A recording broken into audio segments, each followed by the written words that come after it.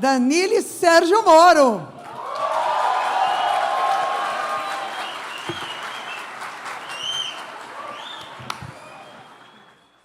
Muito bem, eu quero agradecer a presença de todo mundo aí, quero agradecer o convite, pela alegria de entrevistar o Sérgio Moro aqui. Tem um Homem-Aranha na plateia, é isso? Caramba, não é o Homem-Aranha, é o Venom. Tá legal.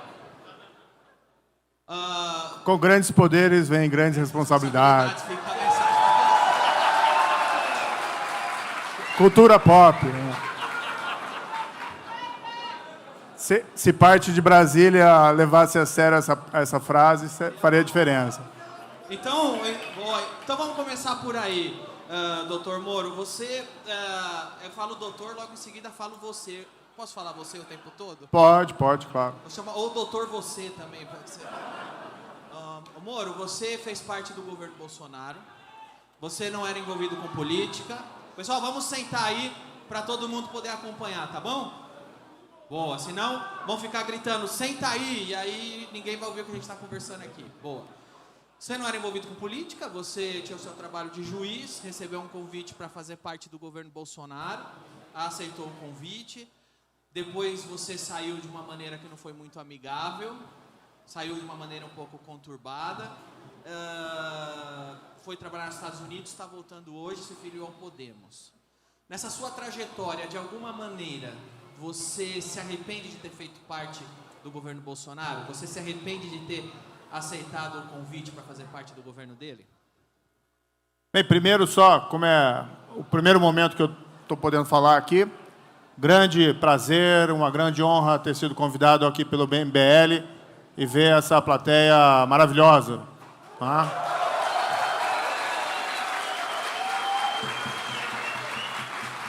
Eu queria ter vindo antes no MBL, mas eles nunca me convidaram. Aliás, vou só complementar o que o Moro falou. Vocês são a melhor plateia que já tiveram aqui hoje.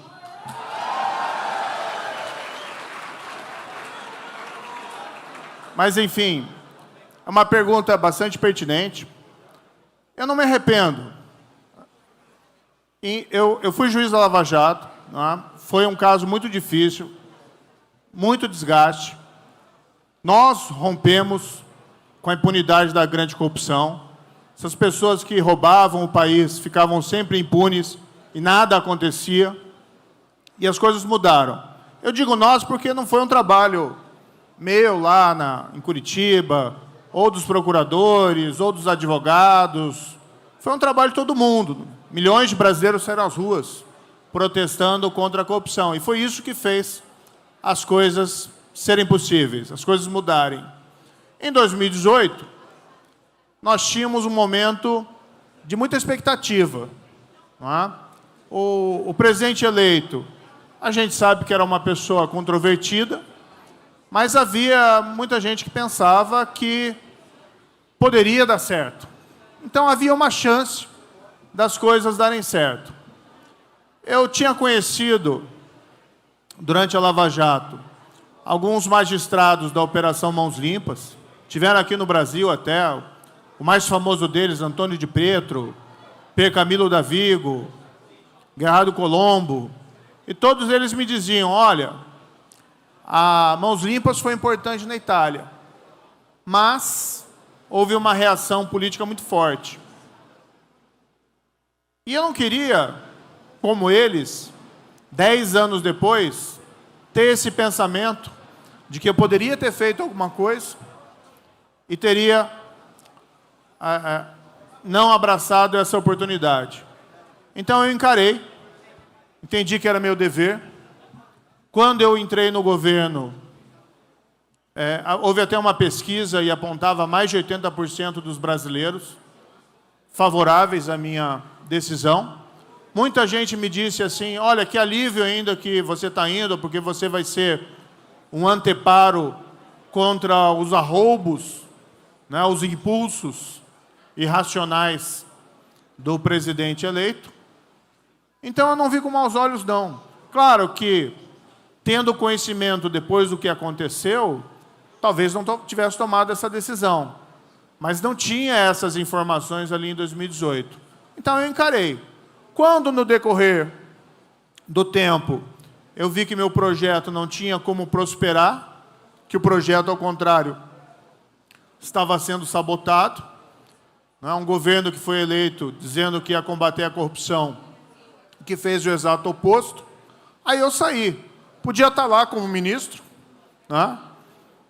É um cargo de prestígio, é um cargo de poder. Quando saí, sofri muitos ataques. A gente sabe muito bem que quem encontraria o governo, ao contrário do que se esperava, sofre ataques iguais a que sofria na época do governo do PT. Isso eu sei muito bem. Tem até um tweet fixado, não tem lá? Eu sempre entro fazendo propaganda para ele aqui, que ele está precisando de seguidores. Tem poucos. Mas, enfim, saí, sofri vários ataques, mas fiz a coisa certa. Não poderia estar aqui hoje se tivesse permanecido no governo. Acho que não ia receber o convite do MBL. Mas, enfim, não me arrependo, não. Essa é a resposta.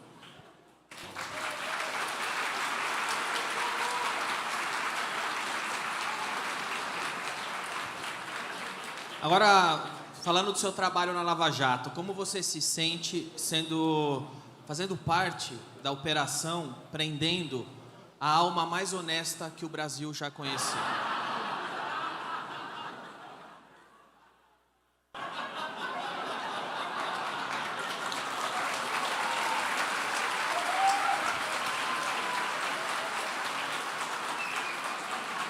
Esses são aqueles momentos dramáticos, né? Mas, enfim, foi trabalho. Eu sempre trabalhei como juiz, aplicando a lei, considerando as provas e os fatos. Dizer que um juiz tem satisfação pessoal de condenar alguém, mandar alguém para a prisão, é falso. Se tivesse esse tipo de satisfação, seria um sentimento negativo. Eu sempre entendi ali, eu estou fazendo o meu trabalho. E na Lava Jato, o que foi descoberto lá? Aquilo que eu chamo de um sistema de corrupção. Não era uma corrupção isolada, no tempo e espaço, um servidor público, um diretor da Petrobras cobrando ali suborno para um contrato. O que tinha era um sistema organizado, que durou por anos e alimentava tanto o enriquecimento ilícito dos agentes da Petrobras, como também de partidos e agentes políticos. Então eu cumpri o meu trabalho. Eu sempre tive essa satisfação, consciência tranquila, de decidir segundo ali a minha consciência. E não fiz sozinho, né? Muito o próprio ex-presidente diz, o Moro me condenou. Não. A condenação eu proferi em primeira instância, depois o Tribunal Regional Federal da 4ª Região, 3 desembargadores, profissionais de carreira, pessoas muito sérias, confirmaram minha decisão. Depois foi para o Superior Tribunal de Justiça em Brasília, 5 ministros, também magistrados muito sérios, confirmaram a decisão. Depois houve também uma outra juíza, uma colega juíza muito corajosa lá em Curitiba, a Gabriela Hard, também reconheceu, né, crimes do ex-presidente. Ou seja, foi um trabalho institucional, entendeu? Tem uma tentativa de revisionismo histórico disso, mas os fatos são só. A Petrobras foi saqueada, e aí dá para se dizer, como nunca antes na história desse país.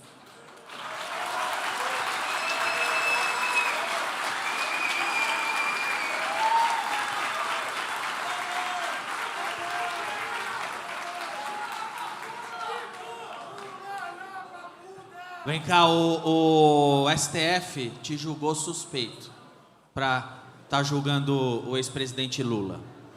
De alguma maneira, essas decisões do STF no seu trabalho na Operação Lava Jato, de que maneira ela compromete a sua trajetória até aqui? As pessoas sabem a verdade do que aconteceu. E os fatos são incontestáveis. Como eu disse agora há pouco, nós tivemos, durante o governo do Partido dos Trabalhadores, os 2 maiores escândalos de corrupção da história. O Mensalão, que foi julgado pelo próprio STF, liderado pelo ministro Joaquim Barbosa, né, um dos ícones da magistratura, fez história. Né, fez história na sua época, foi muito atacado, igualmente, com aquelas tentativas de desconstrução. Tá, mas os fatos são inegáveis. Esquema de corrupção, como está no acórdão, para comprar apoio político para o governo federal do Partido dos Trabalhadores. Certo? Depois nós tivemos o Petrolão, um sistema de corrupção que foi montado também para enriquecimento ilícito, financiamento ilegal de partidos e, como disse, enriquecimento ilícito não só de gestores de estatais, como Petrobras, como Eletronuclear ou outras, mas também de agentes políticos. Então, os fatos são incontestáveis. O Supremo Tribunal Federal é uma instituição que nós temos que respeitar.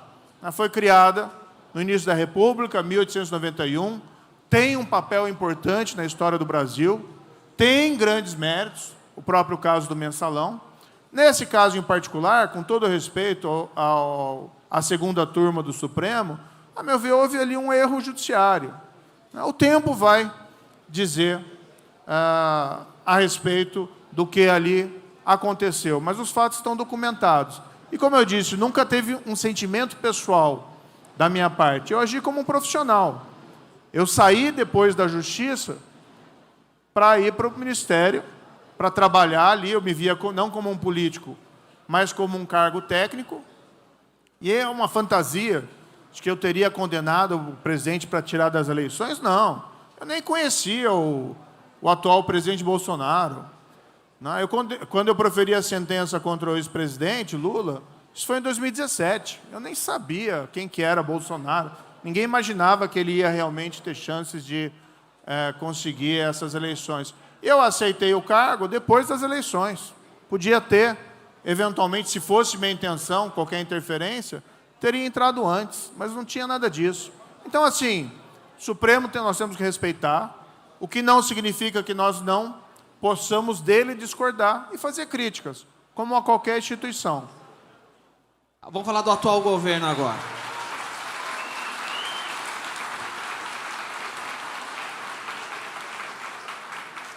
Bom, não é segredo para ninguém, o atual governo é o atual governo, porque, claro, não vamos mentir, o Bolsonaro tinha uma força, mas a Lava Jato tinha uma outra força, o discurso liberal tinha uma outra força, e o brasileiro, a maioria do país, elegeu um pacote. E nesse pacote estava o combate à corrupção, que era representado na sua figura. Quantas vezes eu não vi o filho do presidente com a camiseta Sérgio Moro, vem para o governo e tal. Só que depois do atual governo estar em atividade, algumas medidas que comprometeram a Lava Jato, combate à corrupção, aconteceram. Teve mudanças na lei de improbidade, sancionaram o juiz de garantias, foram estragos. Esses estragos feitos no combate à corrupção até aqui, que o atual governo promoveu, dá para consertar? Porque a impressão que eu tenho é que a gente voltou muitas casas atrás. Tem conserto isso? E rápido? Claro, tem conserto. Bem, eu me filiei ao Podemos, acho que vocês viram isso semana passada, foi divulgado. E nós temos um projeto que nós estamos apresentando, que é um projeto que nós falamos de construção do país. Tá? E parte desse projeto envolve a reconstrução do combate à corrupção. Certamente o projeto vai muito além do combate à corrupção, porque, afinal de contas, o país tem outras necessidades. Né? Nós temos que recuperar o crescimento econômico, nós temos que combater a pobreza, nós precisamos, vamos dizer, nós estamos num tempo de inovação e nosso país está ficando para trás. Tá? Mas parte desse projeto envolve a reconstrução do combate à corrupção. Propiciar, né, que nós voltemos àquela época, da nossa esperança de que a impunidade da grande corrupção não ia ser mais uma regra. Infelizmente, nos últimos anos, de fato, nós tivemos reveses no combate à corrupção. A mudança da lei de improbidade, o projeto de lei anticrime. Quando eu entrei no governo, eu apresentei um projeto vigoroso para melhorar o combate ao crime, não só a corrupção, mas outros aspectos do combate à criminalidade. Infelizmente, houve algumas mudanças na Câmara que enfraqueceram o projeto. Tem muita coisa boa que foi aprovada, mas algumas coisas ruins também. Eu pedi na época que o presidente vetasse, quase implorei, e infelizmente o presidente não vetou. Esse foi também um dos momentos que eu até pensei em sair do governo, mas eu ainda tinha alguns motivos para permanecer naquela época. Nós vamos recuperar isso, né? E isso é importante para todos que se apresentam como nomes disponíveis ao país, que são alternativas a esses extremos da corrupção, do autoritarismo, da incompetência. É importante que faça parte do discurso o combate à corrupção. E podem ter certeza, esse vai ser parte central, não exclusiva, evidentemente. Há outras prioridades a serem perseguidas, como eu mencionei aqui, o combate à pobreza, mas nós não vamos negligenciar, como outros fizeram, o combate à corrupção.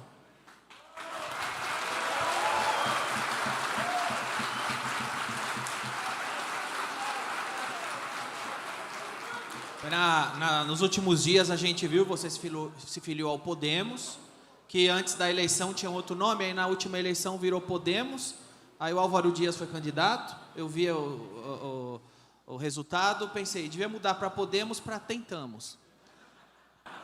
Será que com você vai mudar para Agora Vai?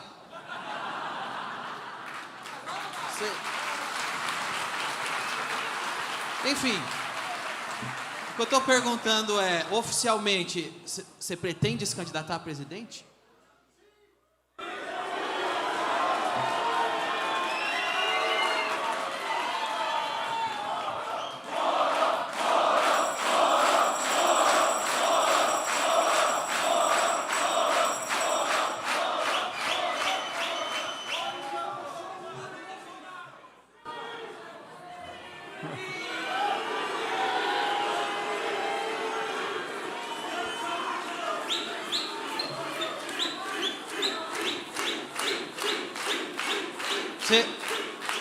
Você considerou a ideia de levar isso a sério? Olha, eu estava esperando, estava tranquilo na vida privada, estava esperando uma candidatura que tornaria desnecessária qualquer movimento político da minha parte, que era a candidatura do nosso amigo aqui.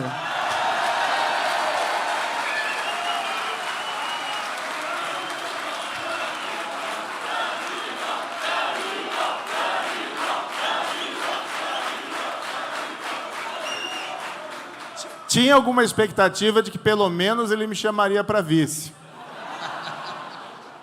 Certamente. O dia que eu for presidente, você vai ser meu vice. Mas... tá considerando? Tá pensando? Não, enfim.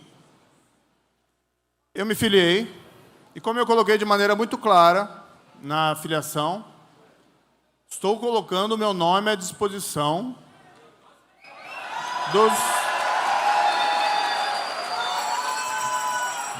dos brasileiros e brasileiras. Agora nós vamos construir um projeto, estamos fazendo isso com o Podemos, vamos manter o nome, embora o nosso marqueteiro está aqui anotando essas ideias suas.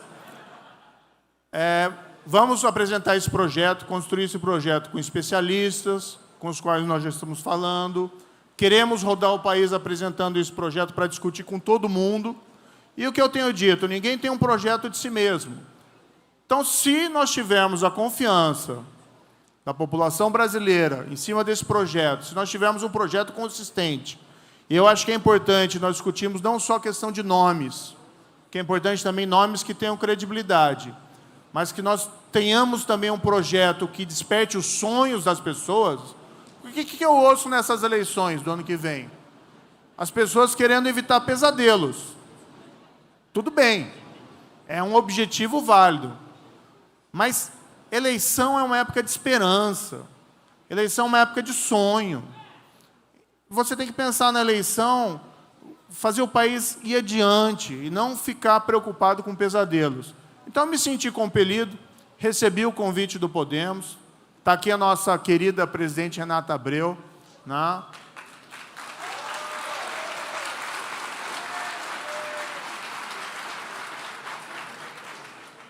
Eu falo brincando, ela é um trator, né? Impressionante a capacidade de trabalho dela. Nós temos esse projeto e vamos levar esse projeto adiante. Eu estou pronto para liderar esse projeto. Vai lá.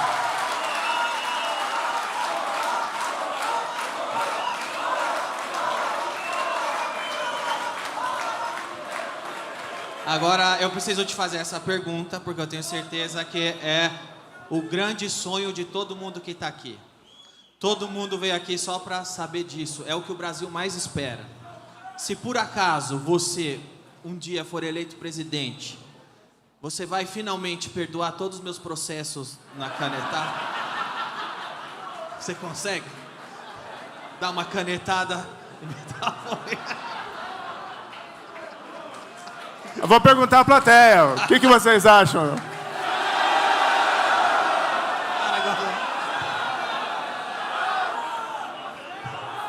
Tá vendo, velho? Vocês são fogo, hein, velho? Vocês é os que gritaram crucifica lá na outra vez.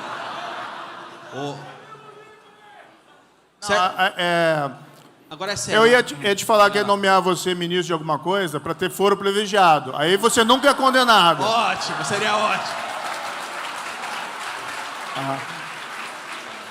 E se você cometer um crime, se for processo por crime de corrupção, não se preocupe, a não ser que seja eleito. Por hora não tem perigo. Mas eu falo, se um dia eu for ministro, eu vou brigar para ter imunidade cidadã. Que é a imunidade que todo cidadão pode criticar o político sem nunca ser processado por causa disso.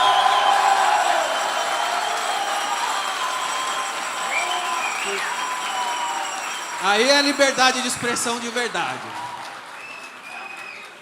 Agora é sério essa pergunta. A gente está vivendo num momento que você está vendo, as pessoas estão clamando a tal da terceira via. Eu ando na rua, eu pego táxi, eu vou no açougue, o garçom, as pessoas falam para mim e falam, pô, Bolsonaro não dá mais, né? E o Lula também não dá mais. As pessoas entendem, o que fez o Bolsonaro acontecer foi o governo anterior e as pessoas veem o que está acontecendo.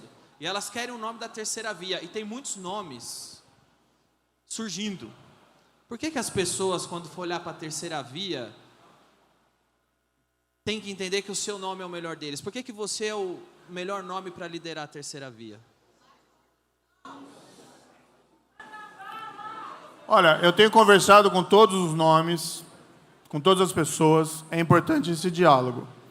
E eu acho que a união tem que ser feita em cima de um projeto. Então, nós estamos construindo um projeto consistente. Estamos chamando as pessoas e queremos apresentar um projeto diferenciado. Por exemplo, a gente estava falando, brincando ali dos processos, mas, assim, existe hoje uma atmosfera de intimidação. Existe hoje, não só por conta de processos, mas até mesmo nas redes sociais, às vezes até em parte daquilo, não vou dizer de imprensa, né, mas aquilo que às vezes finge que é imprensa, aquele clima de medo, as pessoas quase com medo de dizer o que pensam. Né? Às vezes, jornalistas perdendo posições dentro dos seus veículos porque ousaram dizer a verdade, ousaram fazer uma crítica. Então, isso é muito ruim para o país. Nós temos que recuperar aqueles sonhos que nós perdemos, não só por conta desse governo, mas há muito tempo atrás. O Brasil, na verdade, faz uns 30 anos que está nessa armadilha que a gente chama do crescimento baixo, da renda média. E nós crescemos ouvindo que o Brasil era o país do futuro. Então, nós precisamos resgatar o futuro do Brasil do futuro. Tá? Eu vou dizer com muita humildade, eu estou apresentando o meu nome, nós estamos construindo esse projeto, tá? Nós queremos aglutinar, trazer outras pessoas, nós queremos somar e evitar esses extremos e apresentar aí um projeto consistente para nós podermos avançar. Se nós somos ou não somos o melhor nome, eu acho que é a população brasileira que vai poder discutir isso e deliberar.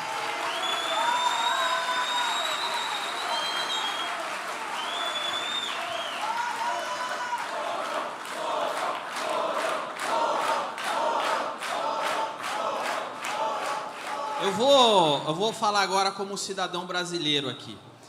Eu acho que uma das coisas que aquele cidadão médio que não tem político de estimação, que não é militante, é só o cara que quer alguém lá para fazer as coisas e não trabalhar aí, não enche o saco, deixa eu trabalhar, mantém a economia boa, tira esse clima de terror do ar. Essa pessoa, eu acho que ela está um pouco desiludida com discursos. A gente tem um lado hoje que faz muito discurso e tem outro lado que foi eleito fazendo muito discurso. E depois que ele foi eleito, grande parte do discurso caiu por terra. Ia combater a corrupção, ia ter privatização, tinha uma agenda assim, o brasileiro acreditou nisso, depois de eleito não aconteceu nada. E eu vi recentemente, aliás, vamos fazer um paralelo, eu lembro bem que não tem muito tempo, o Bolsonaro, os filhos, todo o governo dizia que centrão não. Aqui eu vou governar se eu tomar lá da cá, centrão aqui não tem vez. A gente não quer saber do centrão. Passados anos ele diz, eu sou o centrão. O centrão sou eu. E eu vi recentemente, eu li, que você disse que tem pessoas boas no centrão. Eu queria que eu nunca vi isso, nem unicórnio, mas se você encontrou, o que você quis dizer com isso? Foi isso que você disse? Você acha que... E eu vou emendar com outra pergunta. Eu acho que uma das coisas que mais está desgastando todo mundo é esse nós contra eles, que foi inaugurado numa era Lula, PT, onde quem não está a nosso favor é contra nós, é vilão. Ou você é da gente ou você é do mal. E foi muito alimentada no governo atual de novo. Eu falei isso uma vez para o presidente, quando eu entrevistei ele, que eu falei, uma das coisas que eu mais gostei no seu discurso de posse, é que você disse que ia acabar com esse nós contra eles. E pouco tempo depois, isso foi alimentado em outros níveis, porque criou-se mais uma militância que ficava fazendo o que o PT fazia, sinal invertido. Então, qual é o seu plano? Você tem uma visão que a gente precisa acabar com esse nós contra eles? Vocês pensam nisso? Porque isso interfere no relacionamento que um tem com o pai, que o outro tem com a mãe, que tem com o amigo, que o aluno tem com o professor. Você sente que isso precisa mudar? E de que modo isso tem alguma coisa a ver quando você disse que tem boas pessoas no centrão? Bem, veja, primeiro, nós temos que eliminar esse discurso do nós contra eles. Somos todos brasileiros e brasileiras. Tá? Somos amigos, somos vizinhos, somos pessoas que muitas vezes não se conhecem, mas que se cumprimentam na rua, que tratam cordialmente quando se encontram ocasionalmente, pessoas que prestam solidariedade aos próximos que sofrem dificuldades. Somos pessoas que compartilham valores cristãos e também de outras religiões que compartilham valores como o amor ao próximo. Isso tem que ser não só discurso, mas tem que ser prática. Eu gosto muito, tenho uma grande admiração pelo que foi feito após a guerra de secessão nos Estados Unidos. Tiveram aquela guerra em cima da abolição da escravidão, norte contra sul. E aquilo gerou muito rancor, muita casa dividida. Quando a União ganhou contra os confederados, poderia ter havido ali um banho de sangue, um acerto de contas.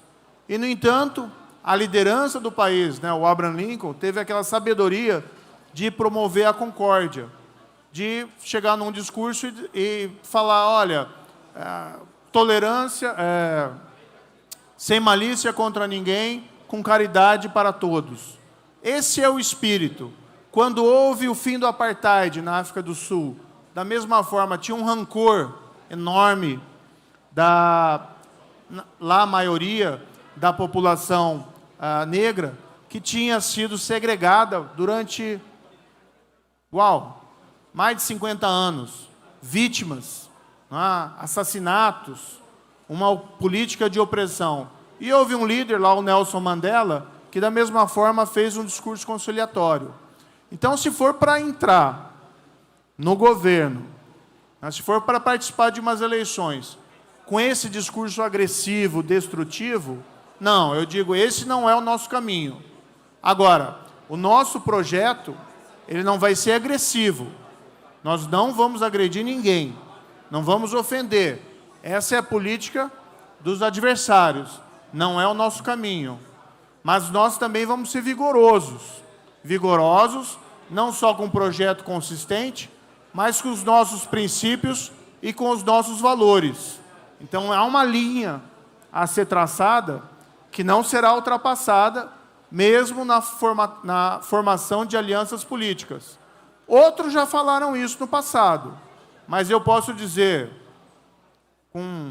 e pedindo a confiança de vocês, que eu tenho credibilidade para afirmar isso. Eu fui o juiz da Operação Lava Jato, que foi a maior investigação contra a corrupção na história do país.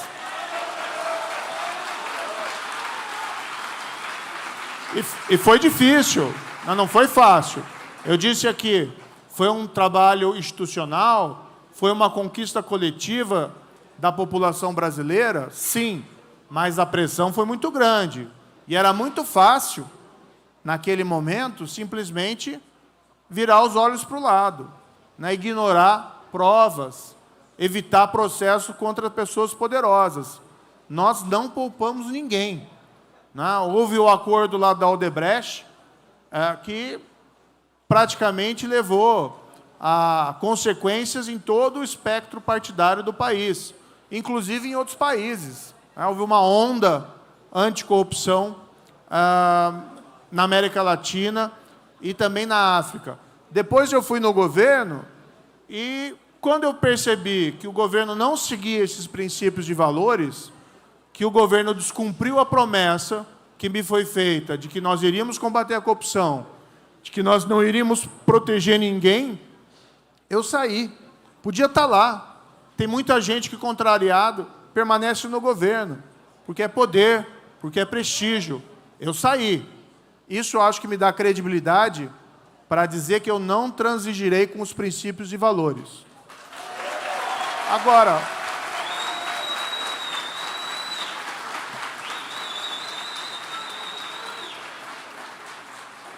Agora, para governar, para se ter um projeto que possa ser realizado, o diálogo é necessário. Então tem que conversar com todo mundo. E em todos os partidos, esquerda, direita, centro, centrão, tem pessoas boas. Tem pessoas com as quais se pode conversar e construir um projeto.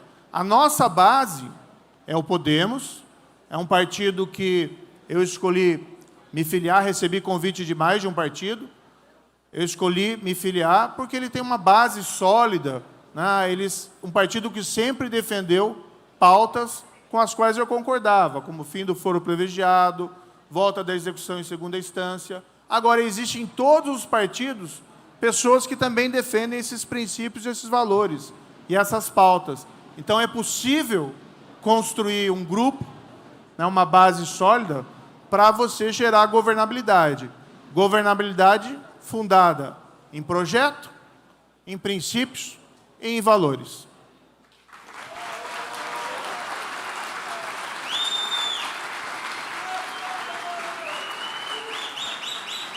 Eu acho que essa pergunta é importante quando a gente pensa em um presidente, porque é o cara que vai comandar o país. Então é importante saber quem comanda a sua casa, quem que manda lá. Essa resposta é muito fácil. Inclusive, minha esposa deve estar me assistindo. Então, se eu falto com a verdade aqui, as consequências seriam terríveis. É na lata, né? Quem manda na minha casa é minha esposa. Então. Agora, Mas eu tento. A minha esposa tem sido uma grande parceira. Tenho 22 anos de casado, tenho 2 filhos, uma filha e um filho. Evidentemente, amo a minha família e não seria possível ter realizado tudo isso sem o apoio da minha família, apoio incondicional. A minha esposa, ela tem a vida própria dela também, ela é uma profissional, advogada, ela é advogada de associações de defesa de pessoas com deficiência e pessoas com doenças raras, além também de advogar diretamente para pessoas com deficiência e pessoas com doenças raras, ou seja, causas bastante nobres. Mas ela tem, no espaço que ela consegue, no tempo que ela consegue, ela tem sempre apoiado essas escolhas, porque ela também compreende, né? A gente quer, todos nós aqui, né? Enfim, é muito difícil você sair da sua zona de conforto e você deixar de ser um mero consumidor para se tornar um cidadão. E a gente faz isso por quê? Porque a gente acredita num país melhor, não só para nós, mas também para os nossos filhos e para os filhos dos nossos filhos. Então, a minha esposa compartilha essas crenças. Ela escreveu até um livro, né, no ano passado, relatando um pouco da experiência que ela teve. O livro é Eu Moro com Ele, né, o melhor livro que eu já li, inclusive. Mas, enfim, ela tem sido um grande suporte e não teria condições de estar aqui se não fosse o amor recíproco entre nós. Bom.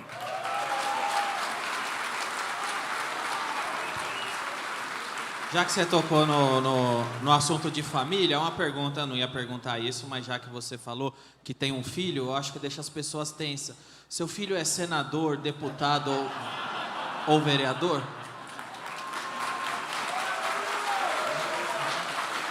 Não. Então acho que tudo.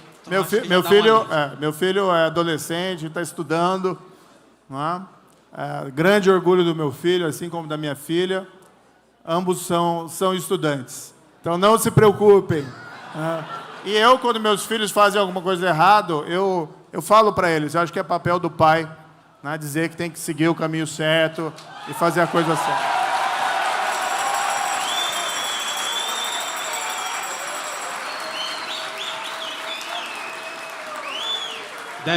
Deve ser difícil, porque quando o filho dos outros faz coisa errada, a gente fala, cuidado, senão o Moro vai te pegar.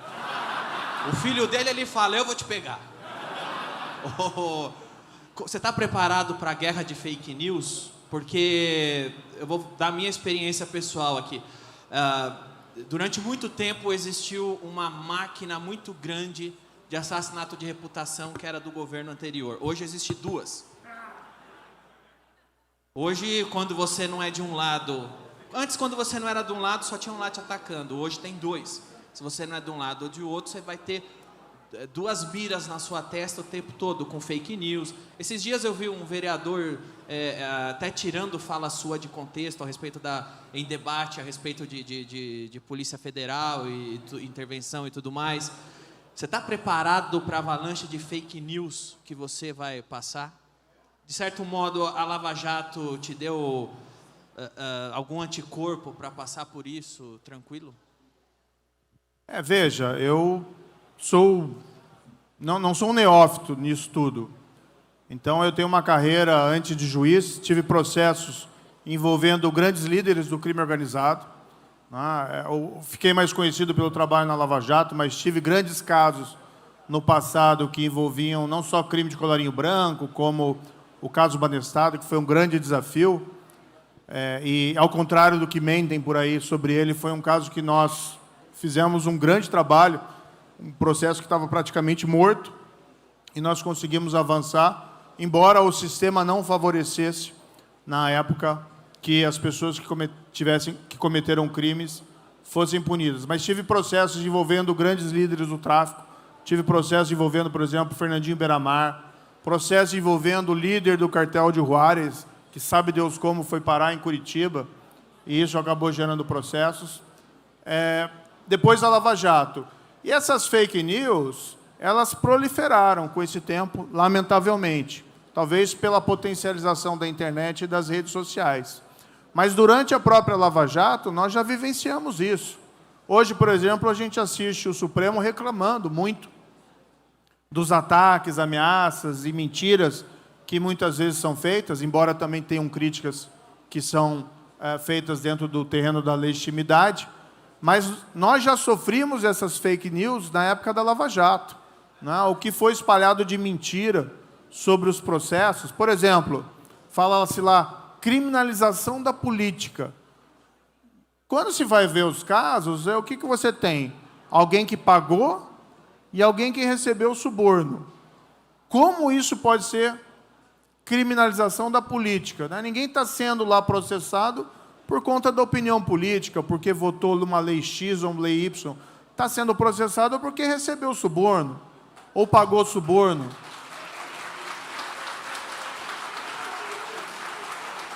Quando eu saí do governo, igualmente, houve uma avalanche, né? Houve uma avalanche de fake news sobre os motivos da minha saída.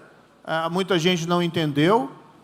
Eu sempre disse muito claramente, olha, eu não fui no governo por um cargo. Eu fui para fazer um trabalho que eu acreditava, e eu acreditava que eu teria o apoio do Planalto. Quando esse apoio me foi negado, e ao contrário, quando o Planalto traiu a promessa que mencionei, que ele iria combater a corrupção e que não iria proteger ninguém, eu não vou ficar. Eu não sou uma marionete nas mãos de outras pessoas.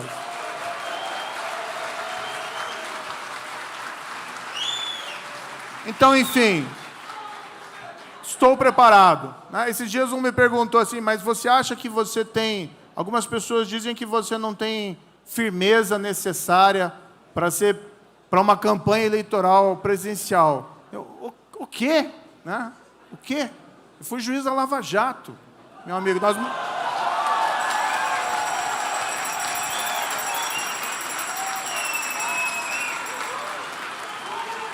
Vamos falar a verdade. Nós mudamos a história da impunidade da grande corrupção no país. Nós, eu, vocês. Vou para a última pergunta, que acho que a gente está aqui um tempão mais. Antes disso, você lançou um livro recentemente, não? É uma biografia? Esse é aquele gancho, tá? É. Essa foi a única pergunta que nós combinamos lá atrás. Ele falou, a pergunta do meu livro, eu quero ganhar dinheiro. Tá vendo? Não faz rachadinha, tem que vender livro para ganhar dinheiro.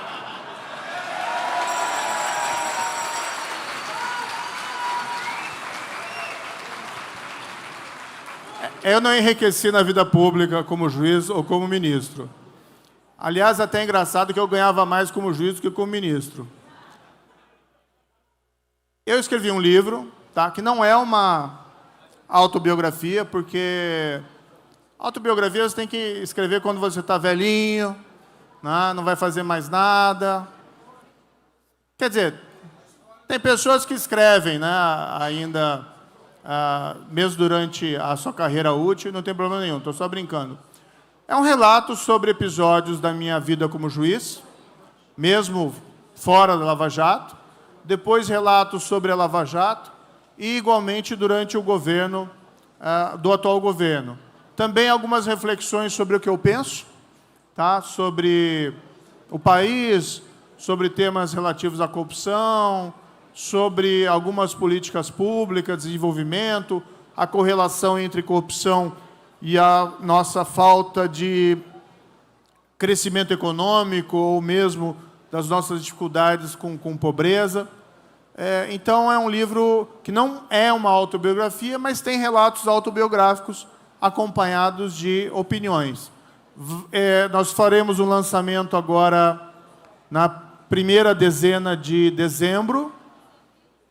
Primeiro será em Curitiba, dia 2. Depois faremos em Recife, no dia 5. Em São Paulo, no dia 7. E depois, dia 9, no Rio de Janeiro. Olha aí, ó. Essa é a resposta certa. Ano que vem, devemos retomar esses lançamentos. Tá? Ao contrário do que muitos pensam, isso não tem nenhuma relação com essa questão da filiação. Eu escrevi o livro e ia lançar de qualquer jeito, independentemente da filiação. Mas é bom. É uma forma de eu colocar todas as respostas sobre o passado que as pessoas muitas vezes têm, legitimamente têm. Não tem nenhum problema em me perguntar. Muitas pessoas têm dúvidas, até porque existe essa avalanche de fake news, e as respostas estão lá no livro. Né? É o segundo melhor livro que eu li. Tá?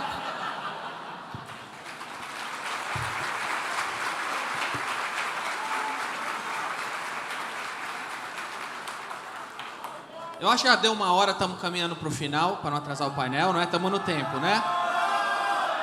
Vai continuar. Mas antes eu tenho mais uma pergunta para fazer, porque eu acho eu e o Moro temos algumas coisas parecidas. Petista também me xinga o dia inteiro. Bolsonarista também me xinga o dia inteiro. E as nossas vozes são bem bonitas, né? A gente tem voz bonita. Agora, tem outra coisa, o meu celular foi hackeado também naquela época. E quando hackearam, uma das mensagens que pegaram era que, com a sua voz falando, que tem uns moleque tonto lá no MBL. Você ainda acha que tem uns tontos aqui no MBL?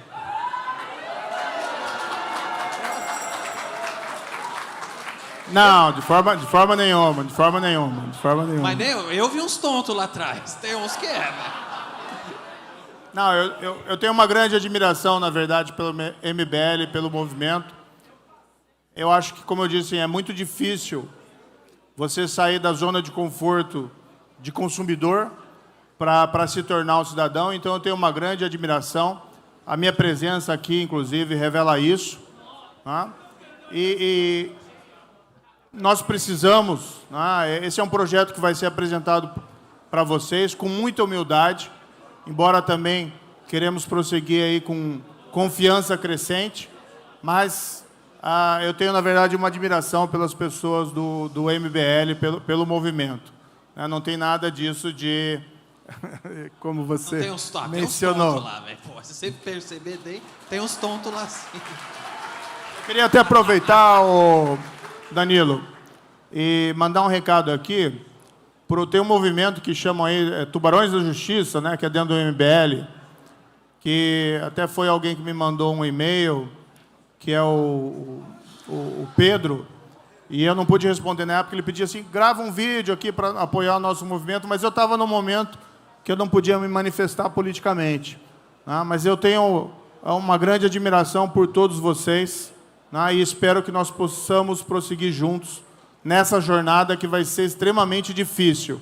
Eu acho que as eleições do próximo ano vão ser talvez as mais importantes desde a redemocratização do país. E nós precisamos que os brasileiros e brasileiras, eles percebam a importância disso, para que nós possamos, né, construir um país melhor para todos nós. Obrigado pela atenção de todo mundo, obrigado ao Sérgio Moro pela conversa, tá bom? Valeu, pessoal, obrigado.